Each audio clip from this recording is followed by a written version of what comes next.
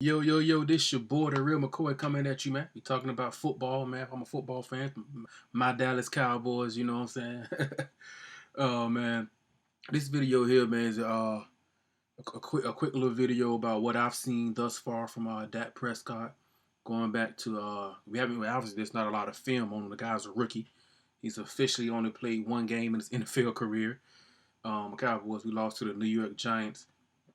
We're going to go and jump right into some film for a preseason game going back to week 3 against Seattle. It's his last start before the season. Going to look at some Giants game tape as well. Things like that. Just a few things that me personally, that I've seen.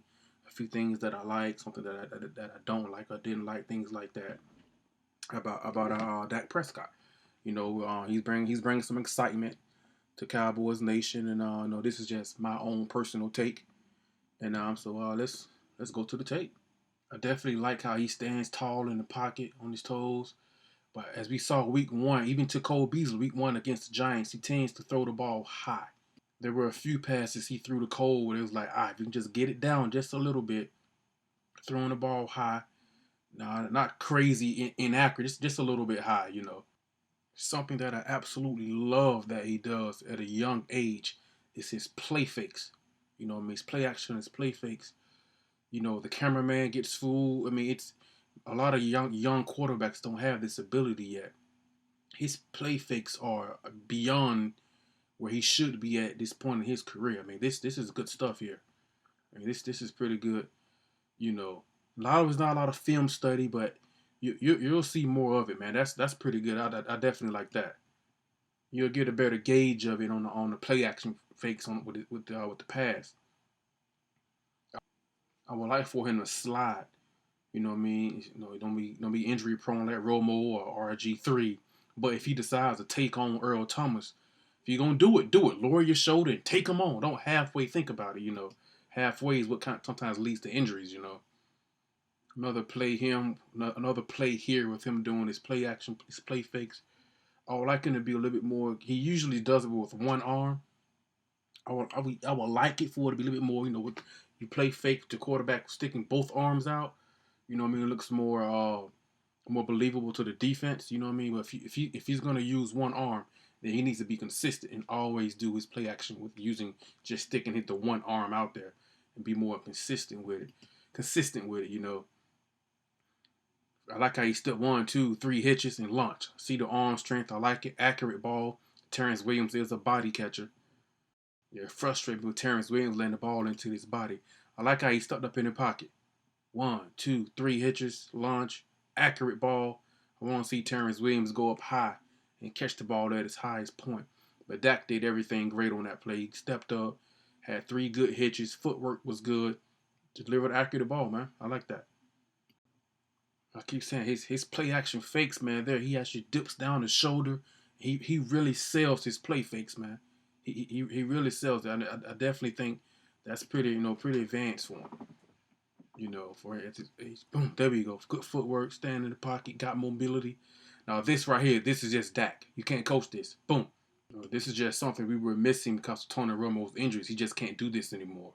This right here, this is all Dak making a play. That's what he has over Kellen Moore, Matt Castle, Brandon Wheaton, even Jared Goff, the number one overall pick. Playmaking ability. He made that play. Bryce Butler had to catch it, the receiver. Dak mobility, he's the one who made that play. Nice block by Alfred Morris. I like this. Playmaker. This is one here where his footwork I definitely don't like his footwork on this one. How he hops. Keep your feet on the ground. You always want to keep your feet on the ground. It's just like a boxer. When he throws, you guys know I love boxing. When a boxer throws his right hand, you want to be on the balls of your feet so you're not flat-footed. Same type of fundamental footwork for a quarterback. And the reason why you want to be on the balls of your foot, because the power comes from your lower half. Just like in boxing, when you throw that right hand, you want to drive off your foot and really get that power and strength from your lower half of your body. And with quarterbacks, you want to be on the balls of your feet, you want to bounce. But he's actually hopping. He did this a little bit at Mississippi State in college, But this here, kind of want to get this out of his game. You want to keep your feet on the ground so you can lunge just like a quarter. You don't want to be hopping, as if you're literally both feet are up in the air off the ground, and a receiver breaks open, you can't really drive the throw and get it there because your feet are off the ground. You want to bounce on your toes, but you want to be hopping, literally hopping off the ground. Like when you look at his feet here, how he's jumping and hopping, you know. But all that being said, look what happens. Look at the result. That's talent. Not a lot of guys can do that. You see the feet, see the velocity, see he's hopping. Footwork is kind of bad, and he still completes the pass on second and long and moves the chains. I believe that's something Wade Wilson will probably look at and get that out. Get our quarterbacks coach. He'll probably get that fixed. It's just kind of nitpicking. You know what I mean? I want to get the hopping and the jumping. You want to bounce, not literally hop off the ground with both feet. But he still completed the pass on second and 13. That's talent. You know what I mean? He's a playmaker. He can make plays. He's still a rookie. He's still learning. But you see the potential there. No doubt. Chop in the packet, hitch, come off your first initial read. Just simple stuff, not forcing it.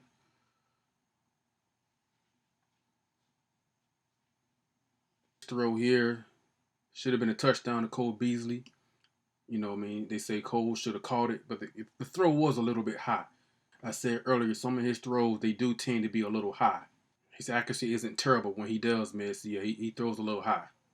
I love the play fake, the boot action to his left, throw across his body, arm strength, velocity, accurate throw.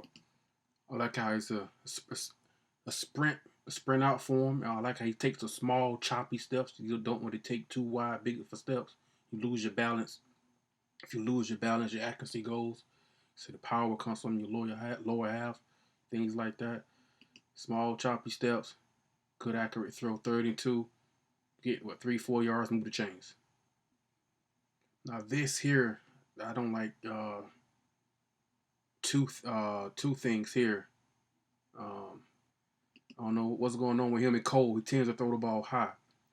And for some reason, he instead of putting some mustard on, some velocity on it, he decides to put a little air on it.